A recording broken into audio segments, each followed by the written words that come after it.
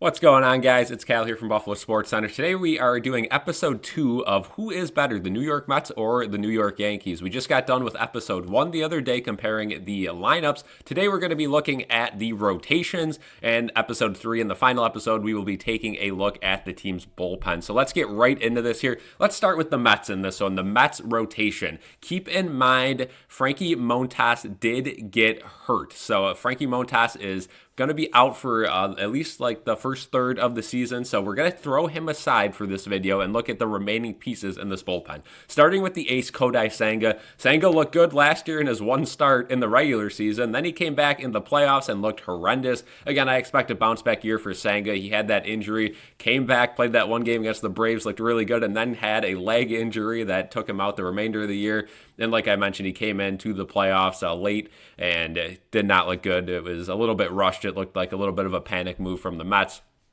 Probably shouldn't have put him in there, but hopefully Senga can bounce back and be the ace that we know he can for this Mets team. Then Sean Manaea. Sean Manaea could very well be the ace for this team as well. Sean Manaea coming off a career year for the Mets, had some big playoff starts, some big regular season starts, really turned into a stud pitcher that he's been trying to become his entire career, right? He had that long hair.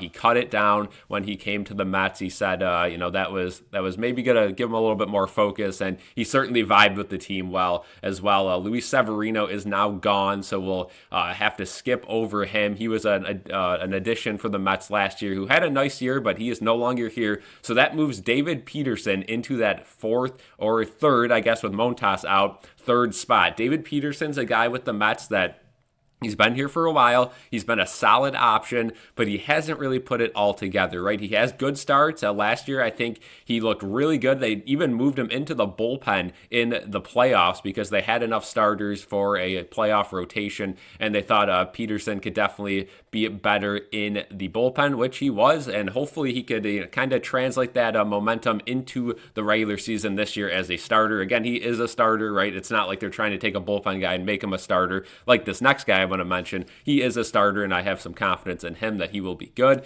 Clay Holmes is the next guy I'm talking about from the Yankees, so this is kind of interesting. Was a reliever for the Yankees last year. He's going to try to be a starter for the Mets this year. We'll see how that goes. He came into spring training already throwing 3 innings, so he's definitely ready to go, and he is going to get the start in the Mets' first spring training game. I'm recording this a day before that occurs, so I don't know how that goes, but again, spring training, we don't really have to look at stats. We know some players start off slower than others. But Clay Holmes, again, a big question mark there. We don't really know how he will look as a starter. We know he was a solid reliever. I know Yankees fans don't really like him, but he was a solid reliever, and we'll see what happens as a starter. Then we move on to the last couple spots in this rotation, and they're not really put in place. We have Paul Blackburn, who the Mets acquired last year mid-season. He looked solid, got injured, and then came back. Blackburn is looking to, kind of have a fresh start with the Mets, and I think he did enough last year to give me confidence in him that he can crack this rotation. Tyler McGill, another guy who is a starter, but also was turned into a reliever. With this injury to Montas, he could definitely become a starter this year, at least for the first third of the season. And then the last guy is Griffin Canning. Again, Canning, one of those guys who, we don't really know too much about. Definitely an up-and-coming star. So we'll see if Griffin Canning can live up to the hype and crack this lineup. That would be a shocker. But if Canning can become a solid option, again, the Mets have some other guys like Sprout down in AAA as well who could crack this lineup by the midseason as well. So a kind of a hodgepodge group of guys led by Senga and Manaea, and then after that, it's kind of some question marks. This is definitely the weak spot for the Mets this year. Switching over to the Yankees, of course, their ace Garrett Cole looked really good when he first came to the Yankees. Again, I know Pirates fans are really mad they let him go, much like a lot of other players that the Pirates have let go, especially pitchers.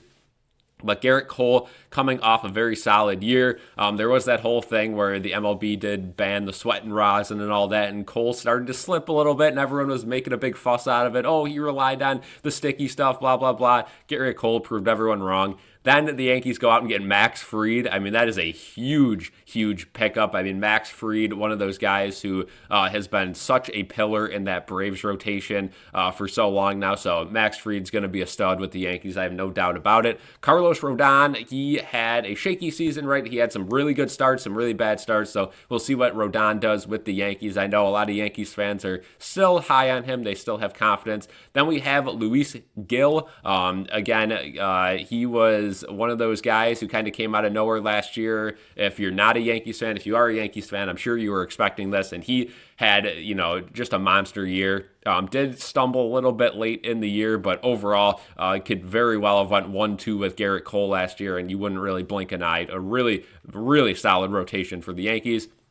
Now we have to talk about that last spot. Again, the Mets might have 6 people because Senga, is from Japan and he's used to doing the 6. They've said that the Yankees are going to be doing the 5-man rotation, right? I don't think we're going to see the 6. So right now, I currently have Marcus Stroman in that last spot, but it could get switched with Clark Schmidt. Again, Clark Schmidt, if healthy, could definitely take that spot. I know there's been some issues with Marcus Stroman. He's already said, he wants more reps with the Yankees. He's kind of becoming a problem there.